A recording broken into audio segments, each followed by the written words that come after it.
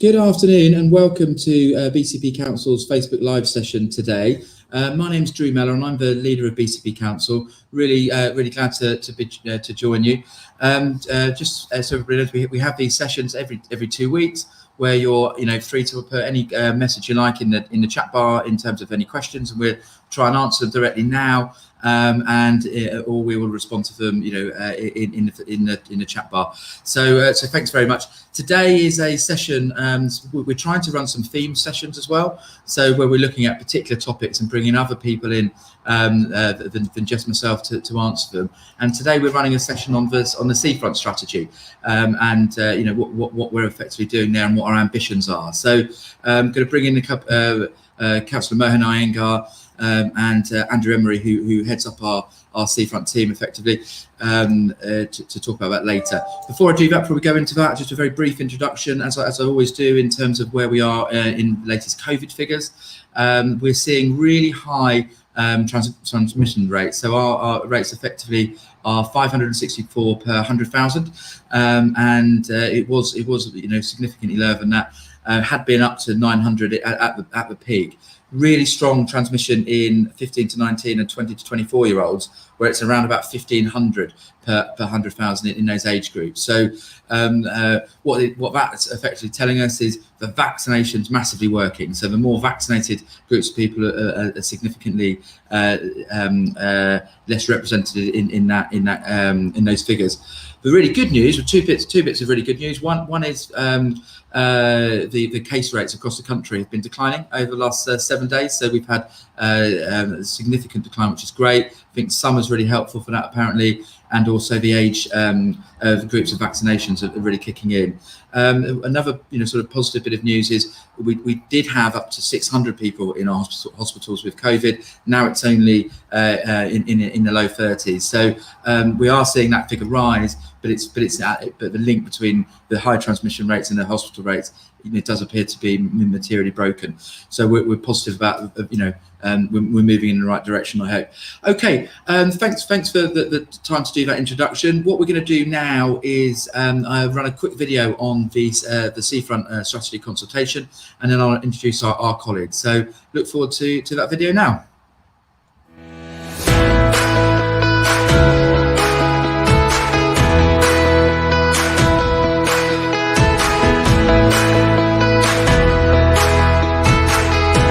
When the three local authorities came together to create BCP Council, we became the custodians of over 40 miles of amazing coastline, including the seafront from Hamworthy to Highcliffe.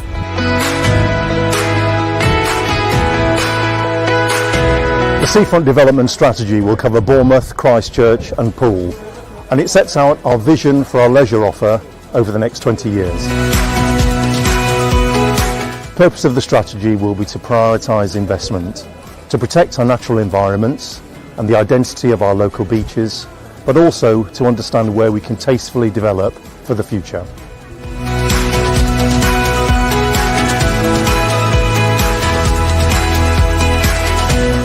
We have a vision for a world-class seafront, reflecting the Council's ambitions to establish our coastal area as one of the best places for people to visit, to live in, to invest in and to enjoy.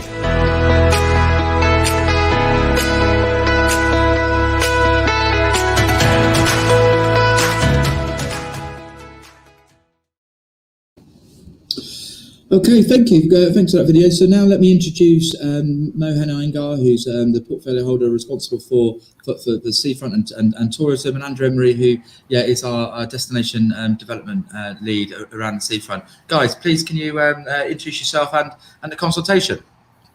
Yeah, thanks, Drew. Good afternoon, everyone. Mohan, Cabinet Member for various things, including seafront. And the consultation, absolutely welcome it. From the video you saw, really, if I pick on 4 things that we're looking for in this. One is particularly how to conserve what's special, what's already important there, how to conserve it. Second thing, thinking of climate, thinking of environment, literally what do we need to invest in to safeguard the future environmentally for our seafront. Okay. Third thing is literally what can we do to tastefully develop the seafront? And I say tastefully because there are some things everybody in their minds, yep, that would be good. No, that would be horrible. Please, let's have your ideas on that. And the fourth thing, and this has been neglected not just by ourselves, but I think right across the country indeed, is how to make the area much more from an equalities and accessibility point of view, how to make it much more amenable to all people. And I'm very keen to hear views on that as well. Without further ado, over to Andrew to talk more about the consultation. Thank you. Okay, thank you very much, Councillor Iyengar. So essentially, we've launched an online consultation, and it's quite an interactive, it's quite a different approach that we're taking this time. And it really looks at the whole of our coastline strip, including the two bays in Poole and Christchurch that border the authorities. So that's over 40 miles. And the approach we're looking at is a very strategic long-term vision, and to break the seafront up into a series of character areas that really reflect on the identity, the unique identity of each of those sections of the seafront. And you can visit the consultation online, and the strapline will come down below on the council's website for BCP Seafront Strategy. And there are a number of ways in which you can feedback. So you can follow the interactive map and the descriptions of each of those character areas. You can fill in a questionnaire, a survey, and there's plenty of space to put your individual comments in that. There's also an ideas board at the bottom, and you'll see when you visit it, there are already dozens of ideas that people have started to add to that. And you can also email our Seafront Projects team directly as well, and there's an email address link in there.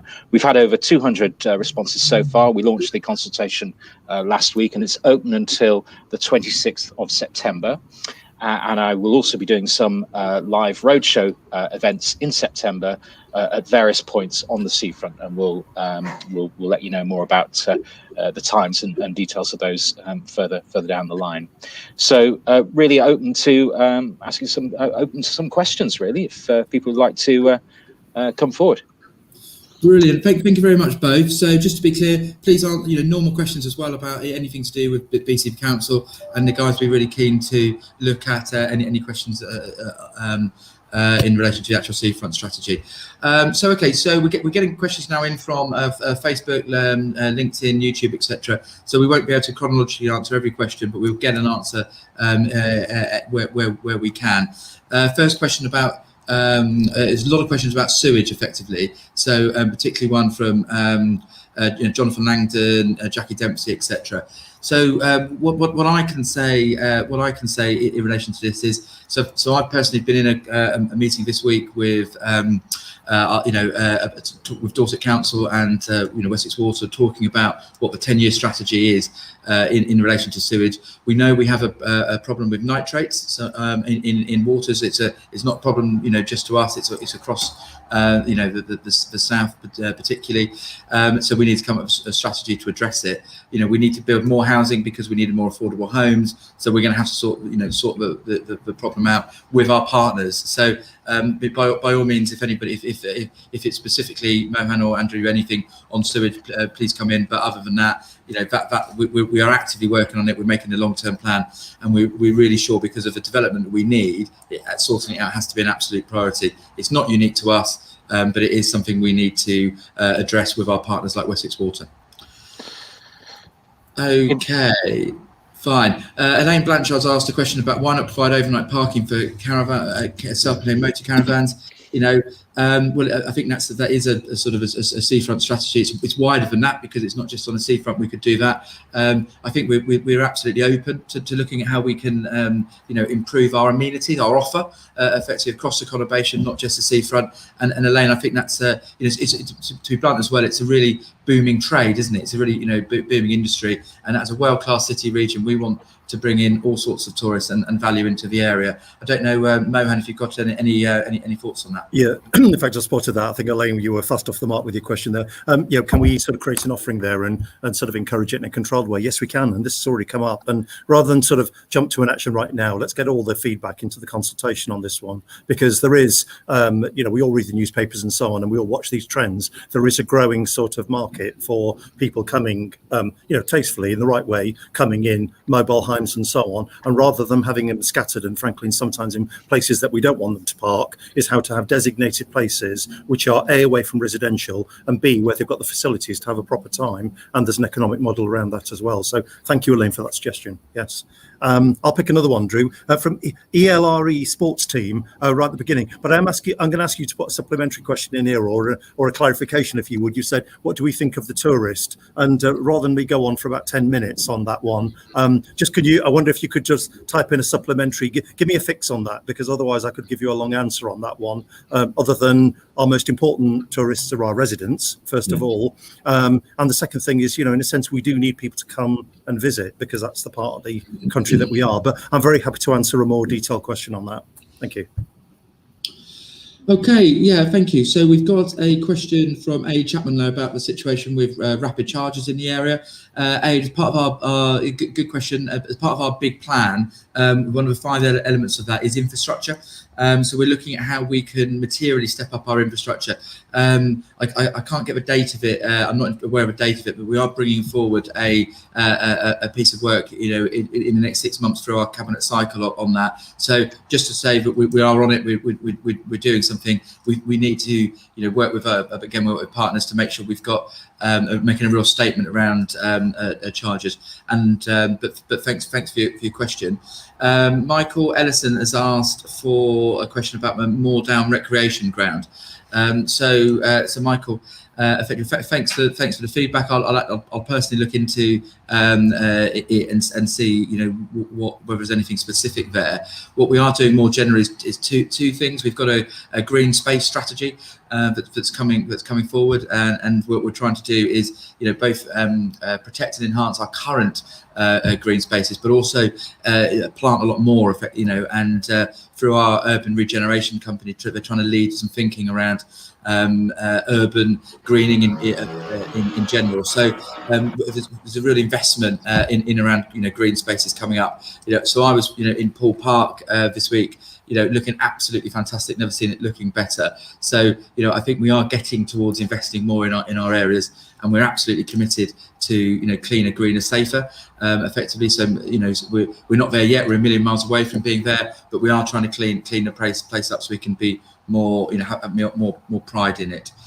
Okay, I'll look for another question.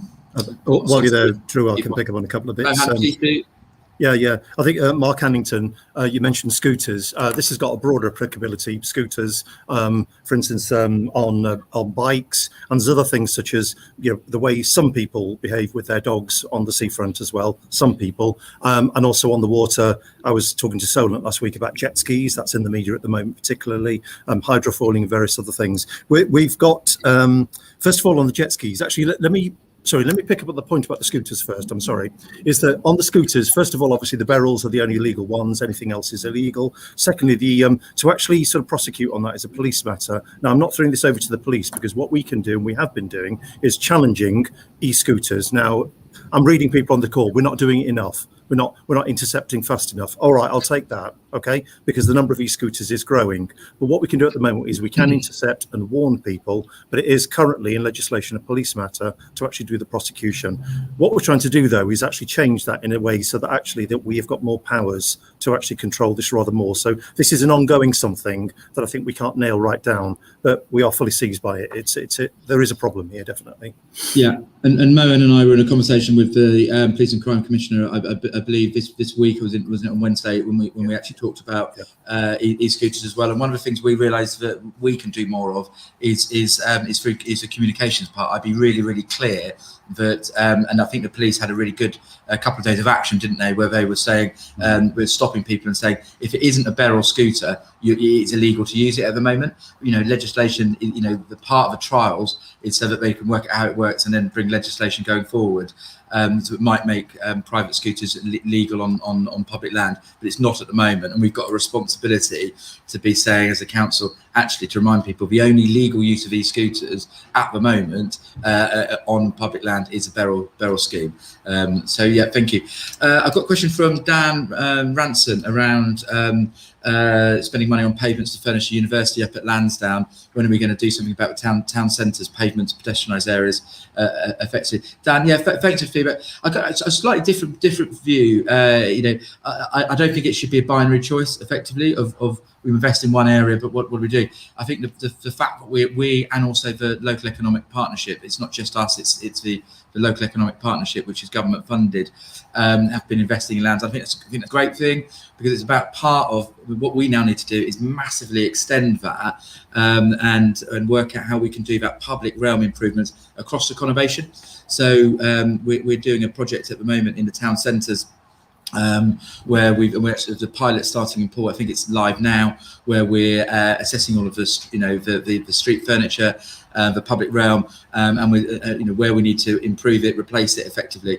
Particularly, we've got a project on Poole Quay that Andrew's leading on, around how we can actually do some public realm improvements there and in other places. So we and part of that, what we've done, Dan, as an administration, we put in a £50 million infrastructure fund. It's called the Futures Fund, and it's that extra money where we can say, well, actually, we need to take some responsibility to invest in our place. Andrew, is there something on that, in terms of what the plan, in terms of the Poole, the public realm piece, and also maybe the thoughts where we're linking that into, we're doing some feasibility on how we link that to the seafront and the beaches and the parks?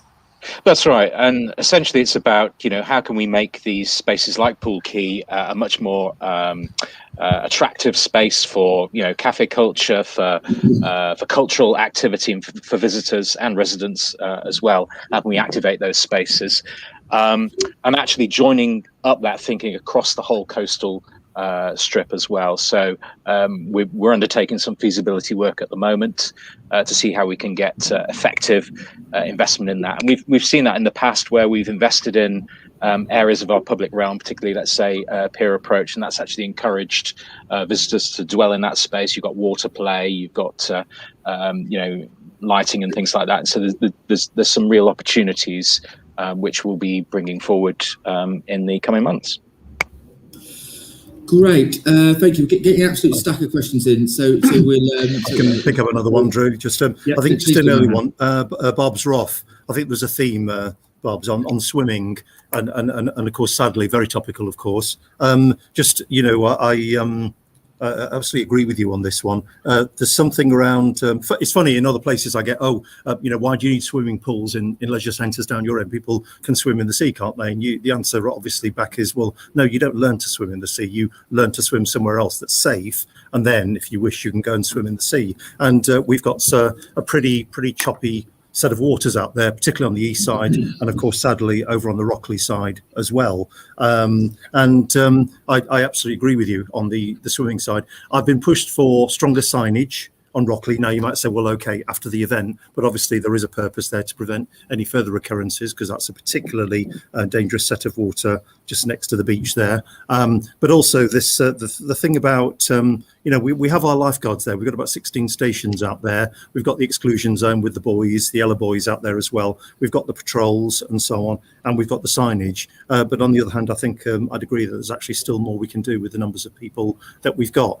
And of course, it can be locals, but particularly, of course, it's visitors who generally don't know how dangerous the waters can be. And there's something here about, for instance, through the Beach Check app. Forgive me, I will mention it because it's something out. How can people know about where they're sort of beside the water, whether or not they intend to go into it? How can they find out immediately the danger level of the water beside them? So there's something further here. But I'm not evading your question, Barb. So back into the schools, can it be more mandatory as well? This is a bigger subject, but I do agree with you. Thank you. Okay, great. Got a question from Andy and Paul about there have been 2 illegal traveller encampments in as many weeks in Whitecliffe Park. Then it cuts off, so I'm not sure if I've only got half of your question, but I'll just talk about it generally. Yeah, Andy, we're really frustrated by that, and then in particular how aggressively certainly the second time the site was entered as well. What that did lead us to be able to do, and what we've been working in a much closer partnership now with our our police and crime commissioner, around this problem, and we were able to do a, I think it's called a Section 61 notice. Not us actually; it would be the police that would have done it. So effectively, for the first time, in I believe quite a long time, being much more proactive and I guess direct from the policing response with that. So we really welcome that from our policing partners, and it's great to be working with them. We've, as an administration, we put a significant extra sum into the budget, around illegal encampments this year, both in terms of actually moving on people who are using tents on our seafront, but also specifically around illegal encampments around the traveller community, and that's the type of investment in target hardening, stuff like that. So we are on it. We're working really closely with police partners. And Andy, one thing I will say as well, we're looking for ideas for these future Facebook Live sessions, and one we've had pop up a couple of times is effectively an antisocial behaviour session. So we bring my portfolio holder for community safety, May Haynes, and the new Police and Crime Commissioner, David Sidwick, in, because I know he's been a campaigner on antisocial behaviour for the last 3 years. So we will be doing more in this space. Okay, now I'll just scan through some of the questions, see if there's what else we can answer. I think there's a couple of questions in there around toilets, actually, on the seafront. I think the most recent one, Sally Spicer there, echoing a lot of comments, can we see more toilets on the seafront and at key times? Certainly from a sort of that long-term perspective, one of the key areas that we're going to be looking at in terms of an investment plan is the infrastructure on the seafront, including the toilets, and we'll be looking at both issues around renovation, but also potentially where there is a need to introduce new and additional. We're certainly going to be looking at that. Brilliant. Thank you, Andy. Andrew, sorry. Yeah, right. Yes, we've got more questions in terms of people camping, etc. Mohan, is this worth spending a little bit of time talking about the summer response as well, because that whole can do, yeah, thing is a part of that, isn't it? Yeah. So thank you. Yeah, can do. I think in what I go through, maybe I'll pick up a few of the points on here. Okay, just of course last weekend it rained, didn't it? So it was quieter, but the previous one was the hot one, and it's a bit sort of it's nice and bright, but it's not very warm at the moment, but we're due a heat spell from the 2nd of August through to the 16th, it seems. So we've got that coming up, and obviously with more people coming out now, it's going to be busy. But the last hot weekend we had, we kind of doubled the population of BCPs, because we had between 500 and 600,000 extra people. An astonishing, and maybe this is quite sad in a way, 150 tons of waste was picked up. So I'm seeing some of the comments on the right hand side there, which is the bins are overflowing and can't we pick up more? Well, we can, but please, if I may, everybody, my God, 150 tons we're collecting. And what we'll do is we'll put up more signage, which is leave only footprints. People, take your litter home with you, because to an extent we can do more litter picks, but we're actually probably limited in how many more we can do, or how many more big bins we can put out there. We still can, don't get me wrong, we still can, but there's something here which is about how we can actually educate people to say, you've got to take your litter home with you, okay? Because I think that otherwise this problem is just running amok. 150 tons is gobsmacking, I think.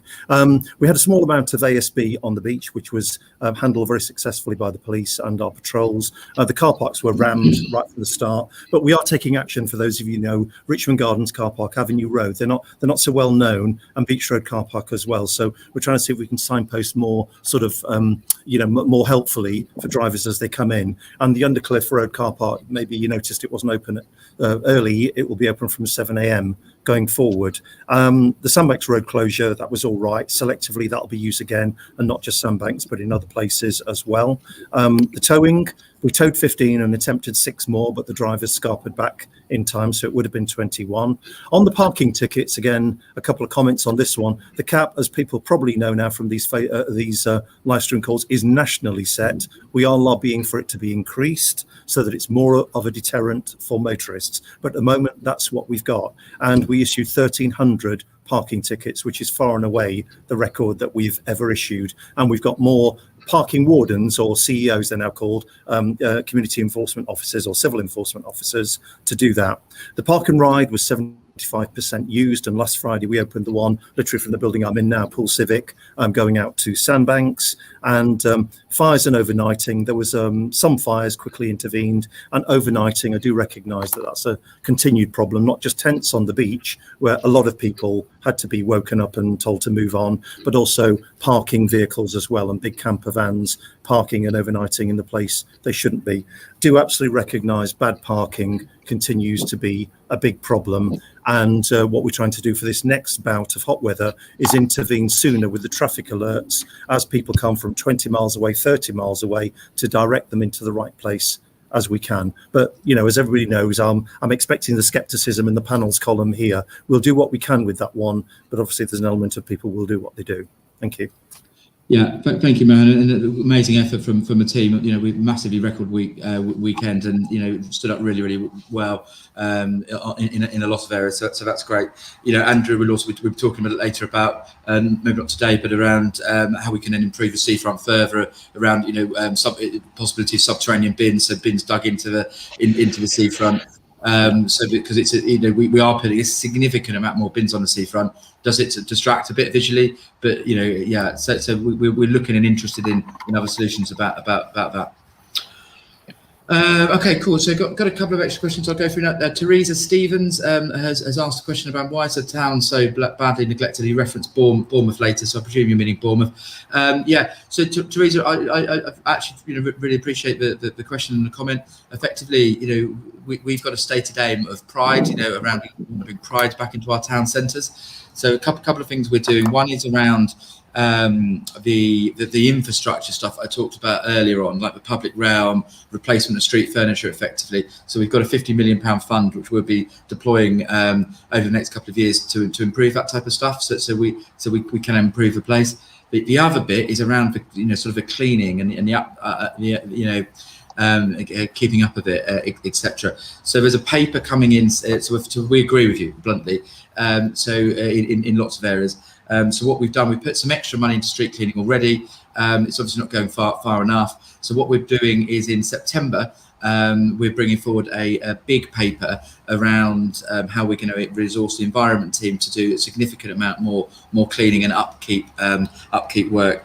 We're working with the three, actually now four business improvement districts. So one is hopefully to be the case in Christchurch, but we're working with that emerging bid team to have pilot projects in each town centre where we will do an audit and work out what we need to do, both in terms of infrastructure and in cleaning. So you're right. We've done a lot. It's better than it was. It's absolutely not good enough, and we need to keep pushing until it feels like somewhere you can be proud of, not ashamed of, Teresa.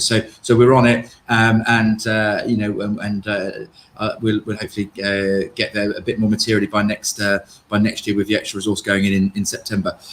Quick question from Matt Tranter about grass verges. It's slightly connected to the previous question, but what the really important thing to say about this, it has been less verges are being cut, and that is around biodiversity and ecology. We're in a climate and ecological emergency, and there's a trial going on through this summer to see to cut much less verges. So one, we haven't done we can do a better job about saying why we're doing it effectively. It's not to do with cost savings, it's to do with biodiversity. But Matt, actually, I actually agree with you now, and I've asked for an interim review on this, and I've actually got a meeting tomorrow morning to discuss that with our lead officer and the portfolio holder, because where I think they work really well is whether wildflower planted, etc. We're making a feature of it, whether just overgrown, it's a real challenge. And we notice, I think the A338 as you're coming in. So we've actually put on we've scheduled a verge clearing to get some of those major.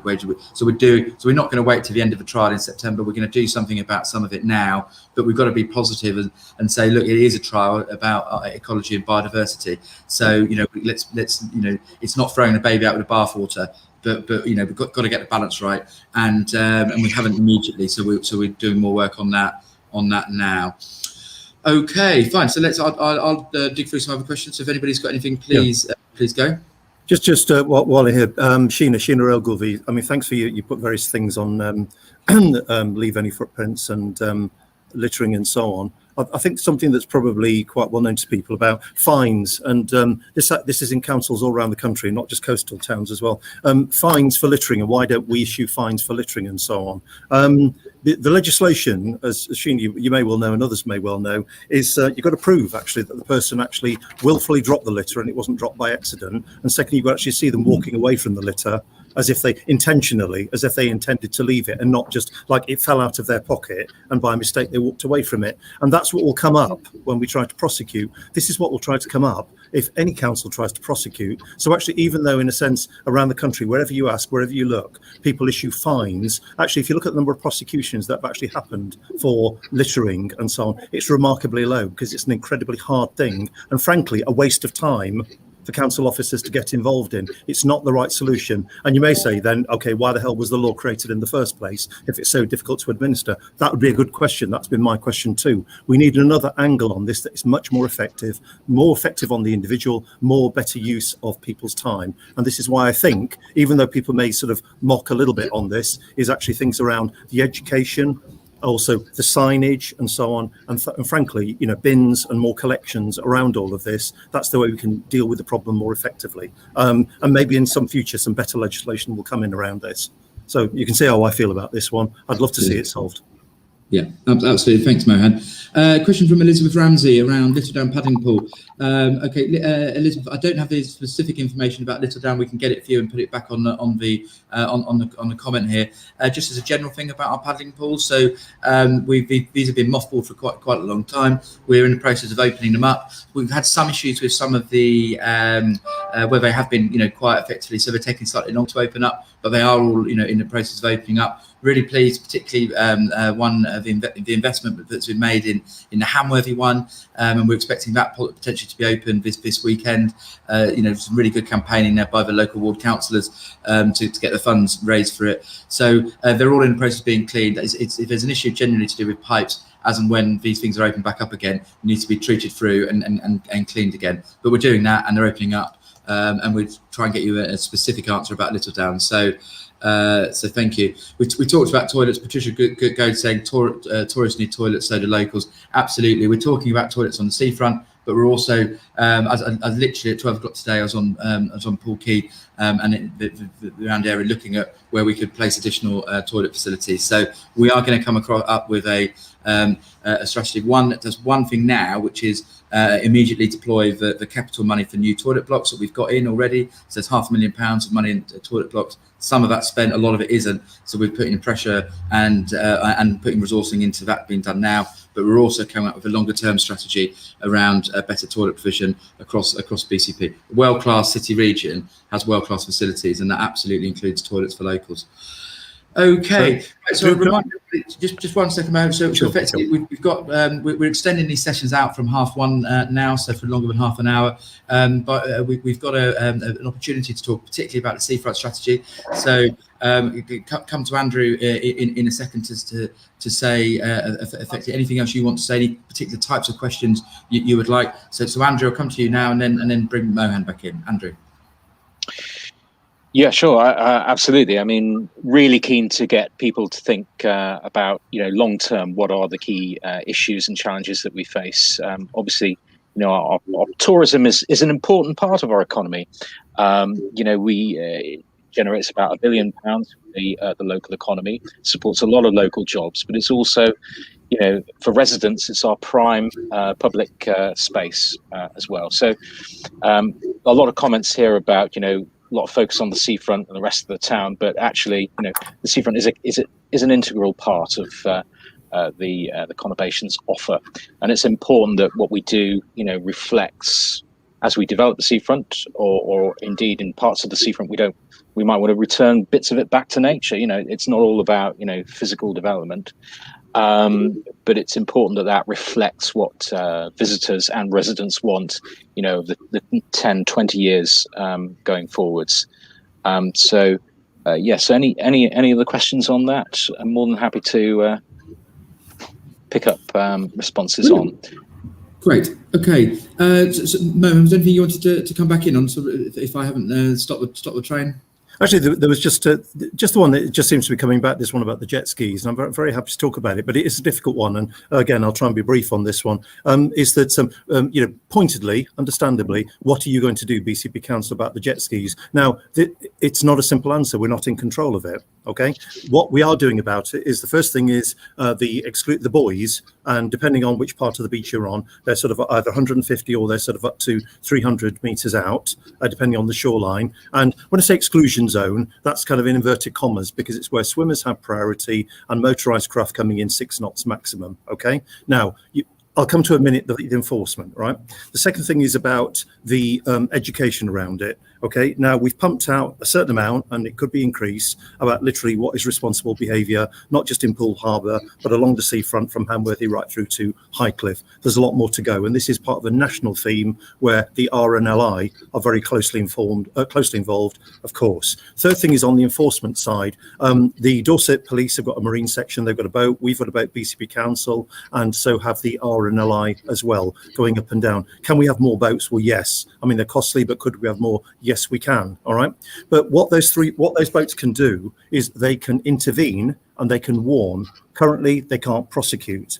And point 4 about this is about legislation. So I was talking last week with the harbour master of the Poole Harbour Commissioners, and what we're saying is there needs to be a stronger push behind the legislation around all of this so that people can actually be prosecuted. So all these things that people might be reading about, hearing about how can people be licensed, the vehicle or the driver, and how can people be legally prosecuted, all of this requires the required legislation. But what I'm saying is already there's a group of MPs and there's a group of councils who are sufficiently motivated about this.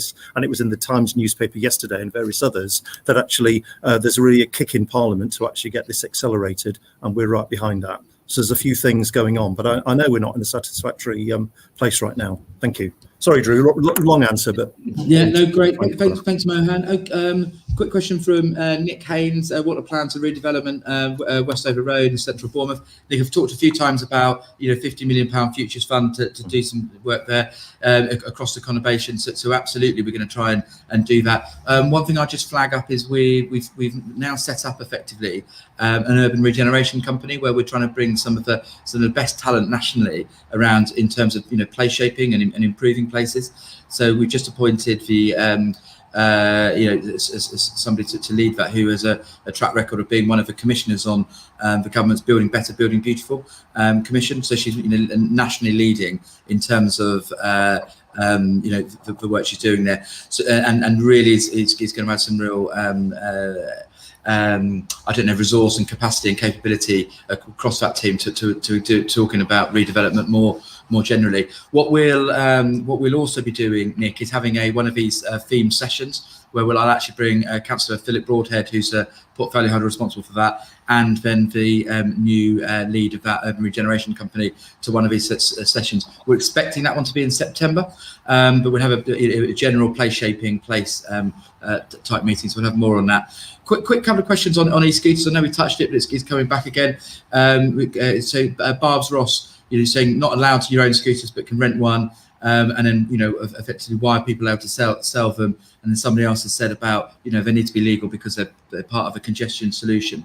So just to be really clear, so e-scooters are not allowed, in current legislation in public land. So you can use them on your own property. The government, obviously, I believe, feel that they're part of the congestion solution as well. And they're moving. So what they wanted to do was to use some trials, effectively. So there are certain trials across the country, and we're one of the first places to have a trial where we can use our Beryl scheme to assess how it actually works with scooters moving around. Government are looking to respond to those trials. And then put legislation forward to whether they make them legal or not. So Barbs, you are allowed to buy them, but you're technically only allowed to use them on your local land. And the only places you're allowed to use them in public land are on the trial schemes, which is schemes like Beryl Bikes. So they've got to be part of a mix to the long-term congestion solution, but it's got to be in safe ways as well. Be interesting to see how that develops. And we're feeding back a lot of the comments and criticisms and fears to government as part of that trial as well. Okay, right, let me go through, find some more questions. There's a question there from Susan Boys about the cliff lift, East Cliff lift. Happy to sort of pick up on that. So obviously many will be aware that obviously the cliff lift has been out of action for a number of years since cliff slip in 2016. We've got a couple of actions that need to happen long term, restoring and safeguarding that cliff from further cliff slips. And one of the project themes, if you like, coming out of the seafront strategy, we'll be looking at what do we do with that long term in terms of regenerating it. Do we restore the lift as it was? Do we not have a lift there? Do we do something, more of a sort of a destination offer in terms of the leisure at the bottom?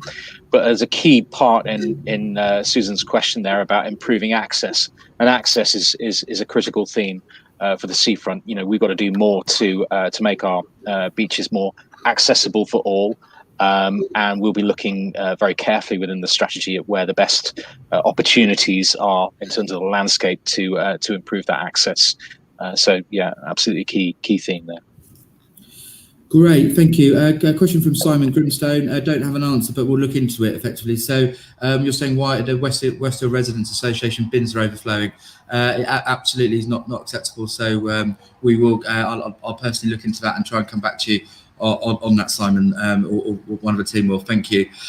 Okay, brilliant. Thank you. Penny's question there.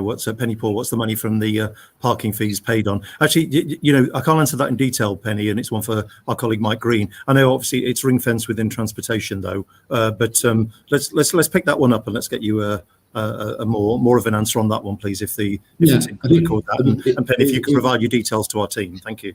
Yeah, great. It'd be useful as part of our next any sort of press release over what we're doing with the parking tickets, which I think has been a real success. The record numbers we're issuing, so that can go out with that, can't it, as well as and more widely. Thank you. Okay, got something around Paul Sullivan around cutting bushes on the Dorset Way. Paul, we've sort of touched on this a little bit earlier. We are we're in a trial period around verges, etc., but we're doing an interim review of that, so we can effectively go and bring more resources to cutting things like that. Okay, fine. Just, Al King, just on the bandstand. I'm surprised if they hadn't applied for the Festival Coast Live and a bit of funding and so on. If that didn't happen, again, our colleague Beverly Dunlop, Al, you may know her, in fact. Please do get in touch with her. And again, if you can provide your details through the team, Beverly or one of our events people will make the connection there. But that's very nice. Let's do it that way. Yeah, absolutely. And I just, can we also put up the Festival Coast Live website details as well? Because, it's awesome seeing like the parts of town more animated and stuff going on. It's only a part of the solution, but it's a really exciting program. So please check it out. You're great. You're getting it on Twitter, Instagram, etc. So it's a summer program of events, about 700 events. It's going to be, it's something we've decided we needed to add in this year as something, to encourage people outside, more to do on the beach, off the beach, effectively, and we're really, really excited about it. And the more community, communities that come on board and actually engage that program, the better. So yeah, absolutely support that, Mohan. Okay, right, fine. There was another.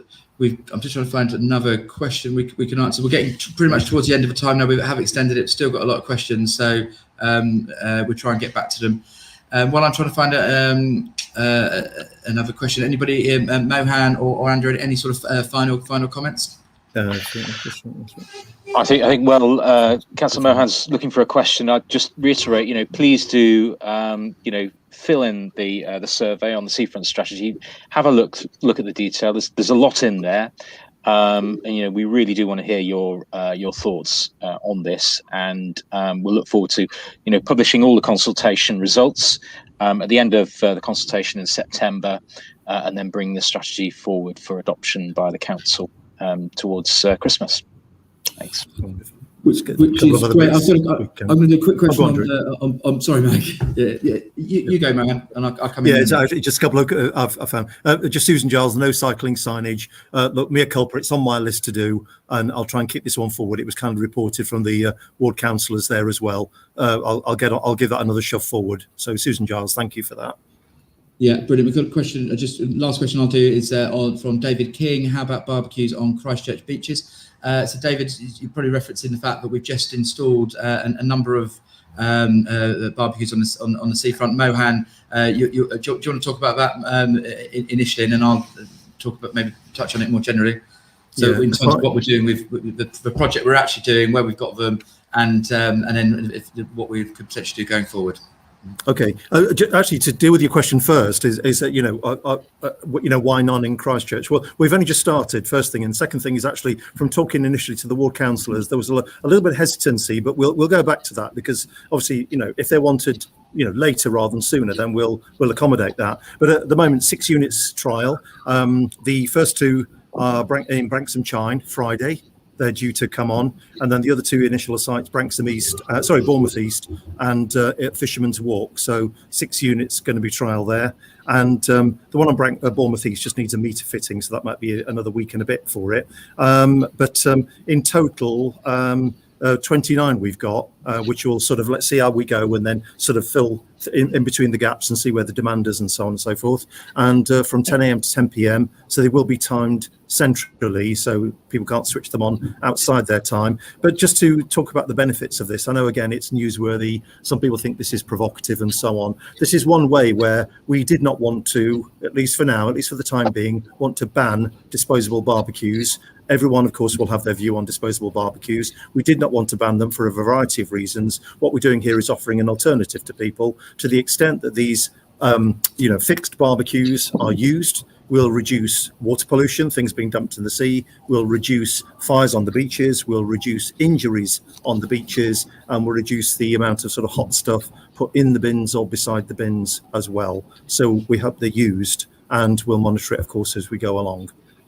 Yeah, great. And we just want to put more good stuff on the beach and across the conurbation, don't we? Really, and and personal reflection for me, it shouldn't just be people who can have have afford beach huts who be able to cook on the seafront. So all sorts of communities can use them, all sorts of types of people. So we work really well as community assets around the world, and we're just trying to do more of that. Okay, so that's effectively it. I have got a couple of updates from our team on questions that have already been asked. So let me just run through those.